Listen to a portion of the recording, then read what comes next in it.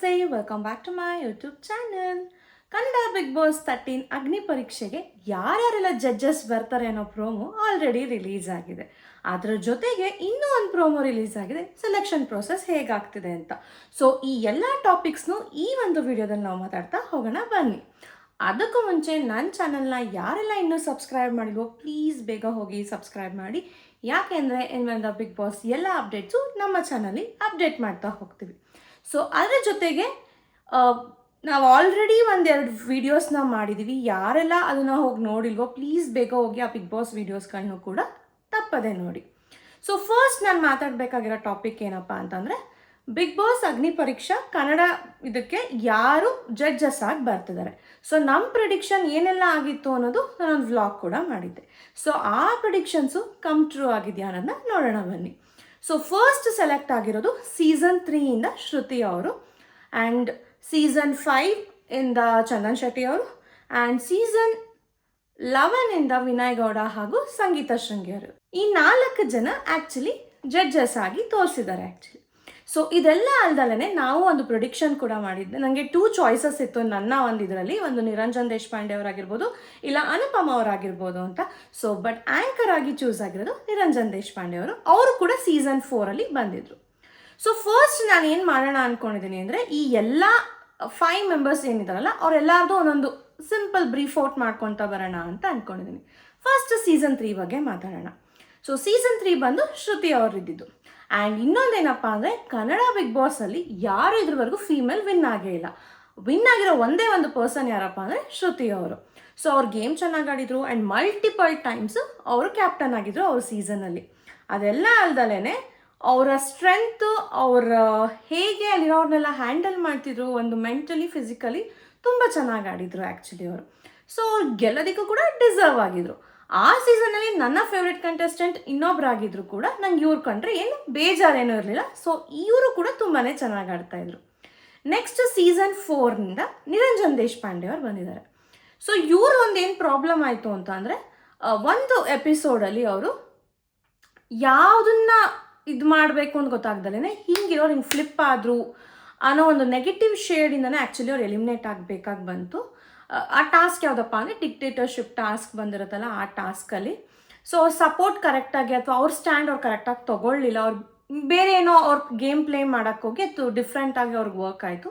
So ಅವ್ರು ಮಿಡ್ಡಲ್ಲೇ eliminate ಆಗಬೇಕಾಗಿ ಬಂತು. But ಅವರು ಒಂದು ಫ್ರೆಂಡ್ಸ್ ಜೊತೆ ಇದ್ದಿದ್ದು ಕಾಮಿಡಿ ಆಗಿರ್ಬೋದು, ಅವ್ರ ಜೊತೆ ಇದ್ದವ್ರ ಜೊತೆ ಏನು ಗ್ರೂಪ್ ಇತ್ತಲ್ಲ, ಆ ಕಾಮಿಡಿ ಫೈಟ್ಸ್ ಎಲ್ಲ ತುಂಬಾ ಚೆನ್ನಾಗಿತ್ತು. ಆ್ಯಂಡ್ ಅವ್ರ ಸೆನ್ಸ್ ಆಫ್ ಹ್ಯೂಮರ್ ಕೂಡ ತುಂಬಾ ಚೆನ್ನಾಗಿದೆ.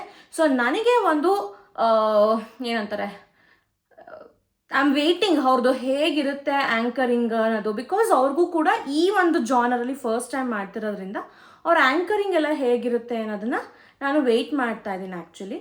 ಸೊ ಅದು ನೆಕ್ಸ್ಟ್ ಆದರೆ ಸೀಸನ್ 5 ಚಂದನ್ ಶೆಟ್ಟಿ ಅವರು ಬರ್ತಾ ಇರೋದು. ಅವರು ಆ ಸೀಸನಲ್ಲಿ ಅವ್ರ ಮೂವ್ ಹೇಗಿರುತ್ತೆ ಅನ್ನೋದು ತುಂಬ ಜನಕ್ಕೆ ಅರ್ಥನೇ ಆಗಲ್ಲ.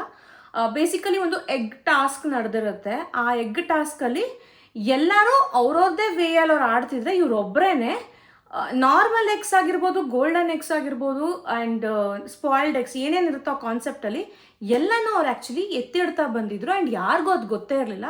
ಆ್ಯಂಡ್ ಅವರ ಬ್ರೈನ್ನ ಅವ್ರಲ್ಲಿ ಯೂಸ್ ಮಾಡಿದ್ದಾರೆ ಅಥವಾ ಗೇಮ್ಸಲ್ಲಿ ಯೂಸ್ ಮಾಡ್ತಿದ್ದಾರೆ ಅಂತ ಆ ಸೀಸನಲ್ಲಿ ತುಂಬ ಜನಕ್ಕೆ ಗೊತ್ತಾಗಿದ್ದೆ ಆ ಒಂದು ಟಾಸ್ಕಿಂದ. ಮೇ ಬಿ ಒಂದು ಫಸ್ಟ್ ವೀಕಲ್ಲೋ ಅಥವಾ ಸೆಕೆಂಡ್ ವೀಕಲ್ಲೋನೇ ಅವ್ರಿಗೆ ಒಂದು ಜಸ್ಟ್ ಒಂದು ಪ್ಯಾಂಟ್ ವಿಚಾರಕ್ಕೆ ಅವ್ರಿಗೆ ವಾರ್ನಿಂಗ್ ಬಂದಿರುತ್ತೆ. ಬಟ್ ಸ್ಟಿಲ್ ಅವರು ಅದನ್ನು ಓಕೆ ಅದಕ್ಕೊಂದು ಸಾರಿ ಕೇಳಿಬಿಡೋಣ, just move on to the further ಅಂದ್ಬಿಟ್ಟು. ಸೊ ಅವ್ರು ಚೆನ್ನಾಗಿ ಆಡ್ತಾ ಹೋಗ್ತಾರೆ ಆ್ಯಕ್ಚುಲಿ. ನಮಗೆ ಅವರ ಒಂದು ರ್ಯಾಪ್ ಸಾಂಗ್ಸ್ಗಳಿಂದ ಮಾತ್ರನೇ ಪರಿಚಯ ಇದ್ದಿದ್ದು. ಬಟ್ ಬಿಗ್ ಬಾಸ್ ಮನೇಲಿ ಅವರ ಸ್ಟ್ರಾಟಜಿ, ಅವ್ರ ಪ್ರತಿಯೊಂದು ಇನ್ಸಿಡೆಂಟ್ಗೂ ಮಾಡ್ತಿದ್ದಿದ್ದು ಸಾಂಗ್ಸು ಎಲ್ಲ ತುಂಬಾ ಚೆನ್ನಾಗಿ ಮಾಡ್ತಾಯಿದ್ರು. ಸೊ ಅವರು ಆ ಸೀಸನ್ನ ವಿನ್ ಆಗಿದ್ರು ಆ್ಯಕ್ಚುಲಿ. ಅದಾದಮೇಲೆ ಇನ್ನಿಬ್ಬರು ಜಡ್ಜಸ್ ಬಂದು ಇವರಿಬ್ರು ಒಟ್ಟಿಗೆ ಮಾತಾಡೋಣ, ಯಾಕೆಂದರೆ ಇಬ್ಬರು ಒಂದೇ ಸೀಸನಿಂದ ಬರ್ತಿರೋದು. And it was a twist ಕೊಟ್ಟಂಥ ಸೀಸನ್ ಆ್ಯಕ್ಚುಲಿ ಅದು. ಸಂಗೀತ ಶೃಂಗೇರಿ ಅವರು ಮತ್ತು ವಿನಯ್ ಗೌಡ ಅವರಿಬ್ಬರು ಒಂದೇ ಸೀಸನಿಂದ ಬಂದಿರೋದು. ಡೇ 1 ಅವರು ಜಗಳ ಆಡ್ಕೊಂಡೇ ಬಂದಿರೋದು ಆ್ಯಕ್ಚುಲಿ. ಇನ್ನು ಎಂಟ್ರಿ ಡೇಯಿಂದನೇ ಜಗಳ ಆಡಿದ್ದಾರೆ ಆ್ಯಕ್ಚುಲಿ. ಅದು ಹೇಗಿತ್ತು ಅಂತಂದರೆ, ಲೈಕ್ ಆಲ್ರೆಡಿ ಕನ್ಫರ್ಮ್ಡ್ ಕಂಟೆಸ್ಟೆಂಟ್ ಜೊತೆಗೆ ಸರ್ವೆಂಟ್ಸ್ ಥರ ಇದು, ಅದರಲ್ಲಿ ಮತ್ತೆ ಅವ್ರು ಏನೋ ಗೇಮ್ಸ್ ಆಡೋದು, ಈ ಥರ ಅವ್ರದ್ದು ಕಾನ್ಸೆಪ್ಟ್ ಶುರುವಾಯಿತು ಆ್ಯಕ್ಚುಲಿ. ಒಂದೇ ಡ್ರೆಸ್ಸಲ್ಲಿ ಅವ್ರು 1 ವಾರ ಇರಬೇಕಾಗಿ ಬಂತು. ಸೊ ಅಲ್ಲಿ ಅವರ ಫೈಟ್ಸು ಶುರುವಾಗ್ತಾ ಹೋಯಿತು ಆ್ಯಕ್ಚುಲಿ ಹೇಳಬೇಕು ಅಂತಂದರೆ. ಬಟ್ ಆ ಒಂದು ಸೀಸನ್ಗೆ one of the TRP takers ಅವರಿಬ್ಬರು ಅಂತ ನಾನು ಹೇಳಕ್ಕೆ ಇಷ್ಟಪಡ್ತೀನಿ. ಬಿಕಾಸ್ ಇಡೀ ಸೀಸನ್ನು ಅವ್ರದ್ದು ತುಂಬ ಅಂದರೆ ತುಂಬಾ ಕಂಟೆಂಟ್ಸ್ ರನ್ ಆಗ್ತಿದ್ವಾಗ ಇವರಿಬ್ಬರೇ ಗೆಲ್ತಾರೆ, ಇದು ಸಂಗೀತ ಗೆಲ್ಬೋದು ಇಲ್ಲ ವಿನಯ್ ಗೆಲ್ಬೋದು ಅನ್ನೋ ತುಂಬ ಟಾಕ್ಸ್ಗಳ ಮಧ್ಯದಲ್ಲಿ ಇಟ್ ವಾಸ್ ಎ ಟ್ವಿಸ್ಟ್. ಅವರಿಬ್ಬರು ಗೆಲ್ಲಲಿಲ್ಲ ಆ್ಯಕ್ಚುಲಿ ಆ ಸೀಸನ್ನ, ಬೇರೆ ಇನ್ನೊಬ್ಬರು ಕಂಟೆಸ್ಟೆಂಟ್ ಗೆದ್ದಿದ್ದು. ಸೊ ಅದೊಂದು ಟ್ವಿಸ್ಟ್ ಕೊಟ್ಟಂಥ ಸೀಸನ್ ಅಂತ ಅನ್ನಿಸ್ತು. ಬಿಕಾಸ್ ನಮ್ಮ ಎಕ್ಸ್ಪೆಕ್ಟೇಷನ್ ಅವರಿಬ್ಬರಲ್ಲಿ ಒಬ್ಬರಾಗಿರಬೇಕು ಅನ್ನೋದಿದ್ದು, ಬಟ್ ಅವರಿಬ್ಬರು ಥರ್ಡ್ ಫೋರ್ತಲ್ಲಿ ಬಂದರು ಆ್ಯಕ್ಚುಲಿ, ಬೇರೆ ಇನ್ನೊಬ್ಬರು ಗೆದ್ದರು ಆ್ಯಕ್ಚುಲಿ.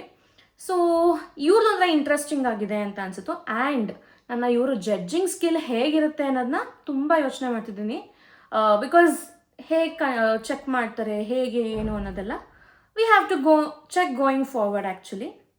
ಸೊ ಇಷ್ಟೆಲ್ಲ ಆ್ಯಕ್ಚುಲಿ ಈ 5 ಮೆಂಬರ್ಸ್ ಬಗ್ಗೆ ಏನು ಅಂದರೆ ಸೀಸನ್ ಕಂಟೆಸ್ಟೆಂಟ್ಸ್ಗಳಾಗಿದ್ದರು and judge as well as anchor ಯಾರು ಅನ್ನೋದನ್ನ ಈ ಒಂದು ಇದರಲ್ಲಿ ಡಿಸ್ಕಸ್ ಮಾಡಿದ್ವಿ. ನೆಕ್ಸ್ಟ್ ಇನ್ನೊಂದು ಪ್ರೋಮೋ ರಿಲೀಸ್ ಆಯ್ತು ಆ್ಯಕ್ಚುಲಿ. ಆ ಪ್ರೋಮೋ ಏನಪ್ಪ ಅಂತಂದರೆ ಒಂದು ಅಗ್ನಿ ಪರೀಕ್ಷೆ ಇದರಲ್ಲಿ ಹೇಗೆ ಸೆಲೆಕ್ಷನ್ಸ್ ಮಾಡ್ತಾರೆ ಆನ್ ಸ್ಟೇಜ್ ಮೇಲೆ ಅನ್ನೋದು, ಆಡಿಷನ್ಸ್ಗಳು ಹೇಗಿರುತ್ತೆ ಅನ್ನೋದು ಆ್ಯಕ್ಚುಲಿ ಇದ್ದಿದ್ದು ವಿಡಿಯೋ. ಸೊ ಆ ಪ್ರೋಮೋದಲ್ಲಿ ಅವ್ರು ಹೇಳ್ತಾರೆ 60 ಜನನ, ಅಂದರೆ ಎಷ್ಟೋ ಲಕ್ಷಾಂತರ ಅಪ್ಲಿಕೇಶನ್ಸ್ಗಳಲ್ಲಿ 60 ಜನನ ಫಿಲ್ಟರ್ ಔಟ್ ಮಾಡಿ they are bringing on the stage actually. Different categories irrespective of what ever it is, education ಬೇಕಾ ಎಜುಕೇಷನ್ ಬೇಡವಾ, ಆಲ್ ದ ಕ್ಯಾಟಗರೀಸ್ ವೈಸಲ್ಲಿ ಅವರ 60 ಜನನ ಆನ್ ಸ್ಟೇಜ್ಗೆ ಫಿಲ್ಟರ್ ಆಗಿ ಕರ್ಕೊಂಬಂದಿದ್ದಾರೆ. 60 ಜನನೂ ಶೋಗೆ ಹೋಗ್ತಾರಾ? ಇಲ್ಲ. 60 ಜನನೂ ಅಗ್ನಿ ಪರೀಕ್ಷೆ ಕಂಟಿನ್ಯೂ ಆಗ್ತಾರಾ? ಇಲ್ಲ. ಇಲ್ಲಿ ಸೆಲೆಕ್ಷನ್ ಆಗ್ತಾ ಹೋಗುತ್ತೆ. ಅವರ ಪೇಷನ್ಸ್ ಲೆವೆಲ್ ಚೆಕ್ ಮಾಡ್ತಾರೆ. ಕೆಲವರಿಗೆ ಕೆಲವೊಂದು ವಸ್ತುಗಳ ಮೇಲೆ ಇಂಟ್ರೆಸ್ಟ್ ಇರ್ಬೋದು. ಆ ಪ್ರೋಮೋದಲ್ಲಿ ನೋಡಿದ್ರೆ ನಿಮ್ಮ ಮೇಕಪ್ ಪ್ರಾಡಕ್ಟ್ಸ್ನ ಹೊಡೆದಾಕ್ತೀರಾ ಆ್ಯಂಡ್ ನೀವು ಗಿನ್ನಿಸ್ ರೆಕಾರ್ಡ್ ಮಾಡಿರೋಂತಹ ಸರ್ಟಿಫಿಕೇಟ್ಸ್ನ ಅರ್ಧಾಕ್ತೀರಾ. ಈ ಥರ ಎಲ್ಲ ಕೆಲವೊಂದು ಅವರ ಪೇಷನ್ಸ್ ಟೆಸ್ಟು, ಅವರ ಇವಾಗ something was very important to me, ಅದನ್ನು ನಾನು ಬಿಟ್ಕೊಡೋಕೆ ರೆಡಿ ಇದ್ದೀನ ಫಾರ್ ದ ಶೋ. ಇಫ್ ನಾನು ಬಿಟ್ಕೊಡೋಕೆ ರೆಡಿ ಇಲ್ಲ ಅಂದರೆ ನಾನು ಶೋಗೆ ಎಂಟ್ರಿ ಆದರೆ ಅಲ್ಲಿ ಹೇಗೆ ನಾನು ಇದು ಮಾಡ್ಬೋದು. ಬಿಕಾಸ್ ಕೆಲವೊಬ್ರು ಇರ್ತಾರೆ ಹೇಗಪ್ಪ ಅಂತಂದರೆ ಈ ಒಂದು ಶೋಗೋಸ್ಕರ ಐ ವಿಲ್ ಡೂ ಎನಿಥಿಂಗ್ ಅಂತ ಅವರು ಆನ್ ಸ್ಟೇಜ್ ಅಗ್ನಿ ಪರೀಕ್ಷೆದಲ್ಲಿ ತೋರಿಸ್ಬಿಟ್ಟು ಶೋಗೆ ಹೋದ್ಮೇಲೆ ಏನು ಮಾಡ್ದಲೇನೂ ಇರಬಹುದು. ಸೊ ಈ ಎಲ್ಲ ಕಾನ್ಸೆಪ್ಟ್ಗಳನ್ನೂ ಚೆಕ್ ಮಾಡಿ ಅವರು ಜಡ್ಜ್ ಮಾಡಬೇಕು.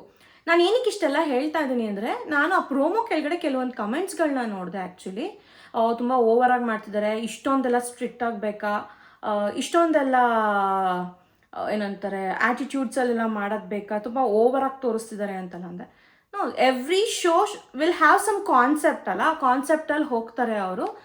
ಕೆಲವೊಂದು ಲೀನಿಯಂಟಾಗಿ ಮಾಡಿಬಿಟ್ರೆ ಶೋಗೆ ವ್ಯಾಲ್ಯೂ ಬರಲ್ಲ. ಶೋಗೆ ಒಂದು ವ್ಯಾಲ್ಯೂ ಬರಬೇಕು, ಅದ್ರ ಜೊತೆಗೆ ಸಮಥಿಂಗ್ ಇಂಟ್ರೆಸ್ಟಿಂಗ್ ಆಗಿರಬೇಕು ಅಂತ ಅಂದರೆ ಕೆಲವೊಂದು ಕ್ಯಾಟಗರೀಸ್ಗಳನ್ನ ಜಡ್ಜಸಲ್ಲಿ ಇರೋ ಸೀಟಲ್ಲಿ ಕೂತಿರೋರು ಫಾಲೋ ಮಾಡಲೇಬೇಕಾಗತ್ತೆ. ಸೊ ನನಗನ್ಸಿದ್ದು ಸ್ವಲ್ಪ ಇಂಟ್ರೆಸ್ಟಿಂಗ್ ಆಗಿದೆ. ಇವ್ರ ಜಡ್ಜಸ್ ಹೇಗಿರುತ್ತೆ, ಜಡ್ಜ್ಮೆಂಟ್ ಕೊಡ್ಬೇಕಾದ್ರೆ ಇವ್ರುಗಳ ಫೈಟ್ಸ್ ಏನಾಗಬಹುದು, ಅಥವಾ ಏನೇನು ವಾದ ವಿವಾದಗಳಾಗುತ್ತೆ, ಎಲ್ಲ ಆರ್ಗ್ಯುಮೆಂಟ್ಸ್ಗಳು ಕಂಟೆಸ್ಟೆಂಟ್ಸ್ ಇವಾಗ ಬಂದಿರೋ ಅವ್ರ ಜೊತೆ ಆಗುತ್ತಾ, ಆಲ್ರೆಡಿ ಪ್ರೀವಿಯಸ್ ಕಂಟೆಸ್ಟೆಂಟ್ಸ್ ಏನು ಜಡ್ಜಸ್ ಆಗಿರಲ್ಲ ಅವ್ರ ಜೊತೆ ಮಧ್ಯದಲ್ಲಿ ಬರುತ್ತಾ, ಈ ಎಲ್ಲನೂ ನೋಡೋದಕ್ಕೆ ನಾನು ಕುತೂಹಲದಿಂದ ಕಾಯ್ತಾ ಇದ್ದೀನಿ. ಹೋಪ್ ನೀವು ಕಾಯ್ತಾ ಇದ್ದೀರಾ ಅಂತ ಅನ್ಕೋತೀನಿ. ನಿಮಗೆ ಇನ್ನೇನಾದರೂ ಇಂಟ್ರೆಸ್ಟಿಂಗ್ ಫ್ಯಾಕ್ಟ್ಸ್ ಏನಾದರೂ ಅನ್ನಿಸ್ತು ಅಂದರೆ ಕಮೆಂಟ್ ಸೆಕ್ಷನಲ್ಲಿ ಕಮೆಂಟ್ ಮಾಡೋದನ್ನ ಮರಿಬೇಡಿ. ಆ್ಯಂಡ್ ಇನ್ನೂ ಹೋಗ್ತಾ ನಾನು ಬಿಗ್ ಬಾಸ್ ಬಗ್ಗೆ ರಿವ್ಯೂಸ್ ಕೊಡ್ತಾ ಹೋಗ್ತೀನಿ. ನಿಮ್ಗೇನಾದರೂ ಈ ವಿಡಿಯೋ ಇಷ್ಟ ಆದರೆ ಅಥವಾ ಇನ್ನೂ ಬಿಗ್ ಬಾಸ್ ರಿವ್ಯೂಸ್ಗಳ ವಿಡಿಯೋನ ನನ್ನ ಚಾನಲಲ್ಲಿ ನೋಡಬೇಕು ಅಂತಂದರೆ ಪ್ಲೀಸ್ ಸಬ್ಸ್ಕ್ರೈಬ್ ಮಾಡೋದನ್ನ ಮರಿಬೇಡಿ. ಸಬ್ಸ್ಕ್ರೈಬ್ ಮಾಡಿ. ಹಾಗೆ ಮತ್ತೆ ಇನ್ನೊಂದು ವ್ಲಾಗಲ್ಲಿ ಸಿಗೋಣ ಅಂತ ಕೇಳ್ಕೊತ see you in the next vlog. Bye bye.